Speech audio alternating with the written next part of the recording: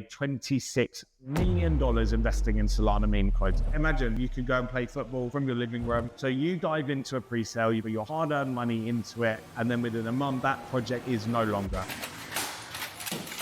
They're not impressed, Google is way behind. You do not know what is going to happen. Good morning, guys. It's Tim from FNGO, the channel that brings you everything from the world of crypto, sports, news, and lifestyle. And what a beautiful Monday, ladies and gentlemen. And you know why? Because the mighty Arsenal won the North London derby against Tottenham Hotspurs yesterday in an amazing 3-2 game, albeit 3-2 is a little bit of a positive score for Tottenham because we absolutely battered them. We made two mistakes. We literally gifted them the goals. But nevertheless, our title charge continues at Arsenal Football Club, and we are still on our winning ways. The only bad thing is that Man City also won, and they beat Nottingham Forest 2-0. As you know, we are all about sports on this channel. We're all about bridging the gap between sports and currency. So if we look just at the league table of the Premier League this morning, well, Arsenal are sitting pretty top with 80 points. Man City have one game to play to be equal with us, but we are 1 point ahead. So if Man City lose that game, then it is in our hands. Hopefully they will. We've got an interesting run in. We've got one more big game against Man United, so let's see what happens there. But we've beaten Tottenham this week. We've beaten Chelsea this week. It has been a great week for Arsenal Football Club. But diving into the crypto prices on a Monday morning, Bitcoin is down. Bitcoin is down 2.6%, on the last 24 hours. We're around 62,000. Ethereum had a really nice pump over the weekend. That was up at around 3,250, I think it was. So they're down about 3.6%. I think yesterday they were up around 6%. And when we go into the charts, guys, I think, look, we can say Bitcoin's down.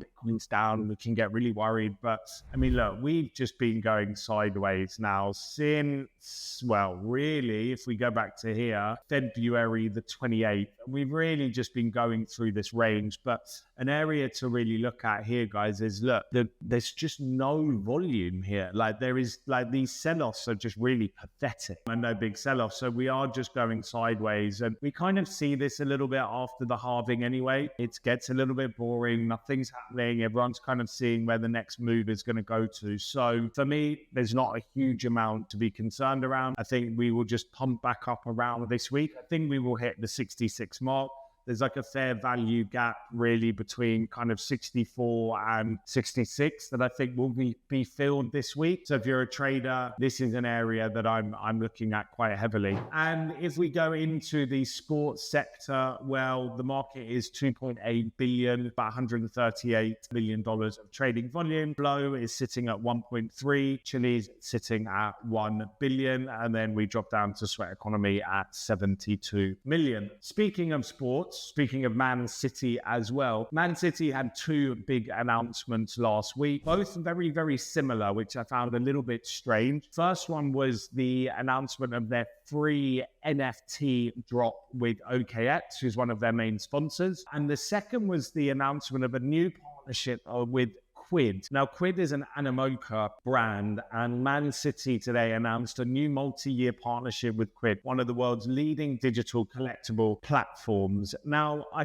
do find this a little bit strange because basically Man City, Monday last week, announced this free-to-claim NFT with OKX, where you get rewards, you get points, you get access to special events within Man City. And then on Wednesday, they came and announced another partnership with the digital collectibles campaign. For me, the reason this is a bit of a problem is because fans don't still fully understand the crypto and NFT space. We need to nurture them, and we need to make people understand why this is interesting and why they should be engaging in OKX or engaging in Quid. But to announce two partnerships so close to each other, I think it just gets confusing for the fans. And then the fans don't really know where to turn. They don't really understand this space anyway. And then ultimately they do nothing, which is a little bit of a problem. Let's see what happens with this. But I think what we're going to be able to see is available on the 2nd of May, there's going to be 10,000 free packs. And that's, again, OKX did a free pack, and now this is going to be a free pack. It just gets a little bit confusing for the fans, in my opinion. I would have waited a little bit longer,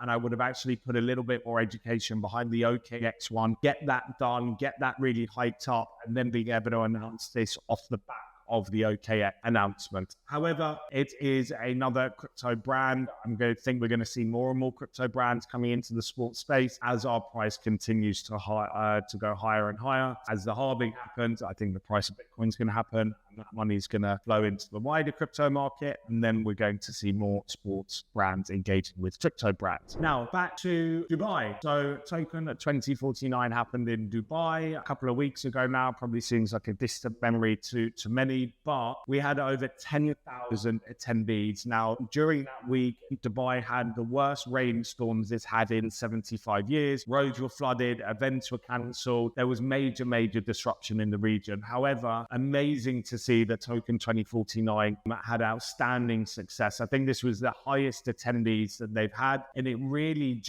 cements what Dubai is trying to do as become that crypto hub. So yeah, 10,000 attendees over the April the 18th and the April the 19th, with over 160 countries participating. 90% of the 10,000 were actually international attendees. So great for the region, great for hospitality, great for the hotels, and great for the crypto space. Really good to see, and despite all of the crazy challenges with the weather, the event was super successful. Now, on to the metaverse. This is how the metaverse can become a $5 trillion business by 2030. Backed by Web3 heavyweight, a layer 1 blockchain aims to become the metaverse computer by unifying a scattered landscape. Now, this is a problem in the metaverse space because you have so many of these different metaverses. It is very fragmented. And then ultimately, you've got these small little pockets with these small little user bases. And there's not really been a good use case, in my opinion,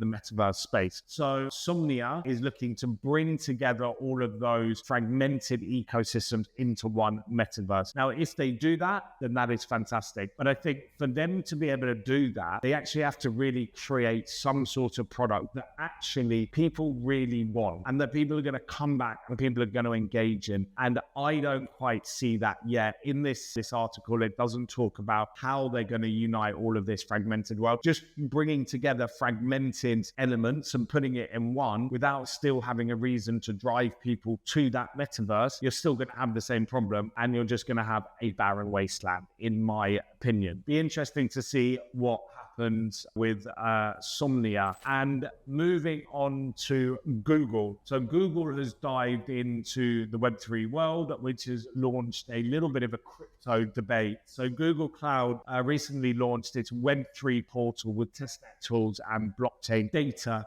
sets. However, it has drawn some criticism within the crypto space. And one of the main reasons for this is because there's no native Bitcoin and Lightning support, which seems a little bit like an oversight to ignore the most important cryptocurrency. That's what the president of product marketing at Unchained, Phil Geiger, said in a post on X on the 25th. And then another trader called Marty Party said, not impressed, Google is way behind. Other people have been a little bit more positive about this. So yeah, be interesting to see what happens with Google. I mean, look, whatever Google are going to do, they're going to do it probably pretty well. I think this adds a little bit more stability into the space, which is always nice to see. And look, Google are going to come in and experiment with Web3 and cloud storage. It's probably going to be a positive thing. Now, moving on to meme coins. Now, guys, please take this as a word of advice. Meme coins are highly volatile and basically like gambling. You do not know what is going to happen. And this trader made $26 million investing in Solana meme coins. And you may think, luck. Complete luck. It does transpire that this trader seemed to be very knowledgeable in the space and knew what he was doing. He was buying Bong, and then he was swing trading. He earned about 6.28 million from price fluctuations. Then he started buying Dog with Hat. Then he started buying Joe Biden when times of meme coins were just pumping. So in total, he profited 9.15 million and then 7.4 million with two coins trading at higher prices. So look, He clearly is a well-seasoned trader and he knows how to look at the markets and have real conviction in this. However, something, guys, just to remember, and something that Zach XBT, the on-chain analyst, said, 40% of projects, this is crazy, 40% of projects in the Solana ecosystem stop further development just 1 month after pre-sale. So you dive into a pre-sale, you put your hard-earned money into it, and then within a month, that project is no longer. People have made a shitload of money, but people have lost a hell of a lot of money as well. And then one expert, Zach XBT, also studied 27 projects and raised more than 655,000 sold during token pre-sale, 12 of which were found to be related to fraud. So be super careful out there when you are trading meme coins, when you're trying to buy meme coins. It is few and far between that you're going to buy a meme coin and you'll become a multi-millionaire or billionaire overnight. It can happen, but it's very, very slim. Guys, if you also like this content, please like the video, please subscribe to the channel, leave a comment below if there's anything that you would like us to talk on. I really do appreciate it. We're a new channel. We're just trying to start out. So yeah, thank you so much for watching. And then finally, guys, going back to the metaverse.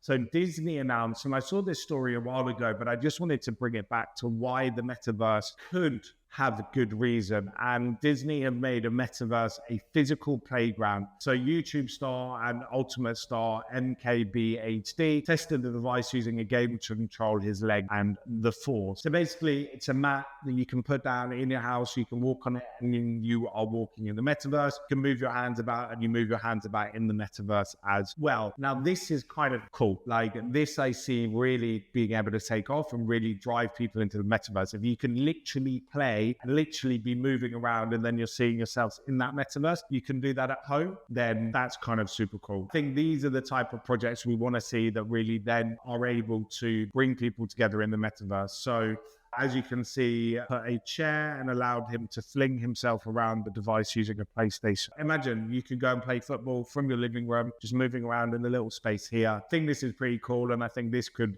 definitely open and unlock a lot of users into the metaverse. Anyway, guys, that is it from me today. As I said, please subscribe to the video. It really will help me out. I will be back tomorrow with more news, more market updates. This is Tim from FNGO, and have a beautiful day.